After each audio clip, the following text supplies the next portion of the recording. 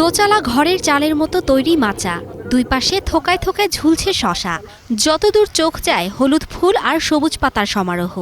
এমন দৃশ্য ঢাকার ধামরাই উপজেলার চরসুরঙ্গ গ্রামের কৃষক মোহাম্মদ আবুল কালামের মাঠ জুড়ে।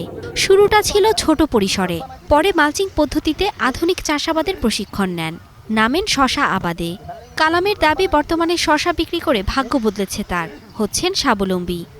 আমি আগামীতে আরও করবো এবং যতটুকু জায়গা করি 10 বিঘা বা 15 বিঘা সবটুকু শশা করব। শশা ওই খেতে ফিরে কলা লাগা যা, ওইয়ের ভিতরে আবার এলাকা যায় পাইনাল করা যা, কোনো পরে আর ঝামেলা হয় না, একই মালসিংয়ে একই ইতি খরচে চলে যা।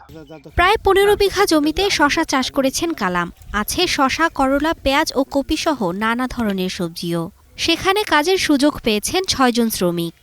বললো যে এখানে কাজ করো, পার ডে তোমার 600 টাকা করে দিতে হবে। তো আলহামদুলিল্লাহ 600 টাকা কাজ করে আমি এখন ভালো আছি। কালাম ভাই অবশ্য যে একটা পদ্ধতি করছে আর কি, শশা হাইব্রিড শশারই আমরা চেষ্টা করবো আর কি আগামীতে এরকম একটা চেষ্টা ওইরকম একটা টাল দেওয়ার জন্য।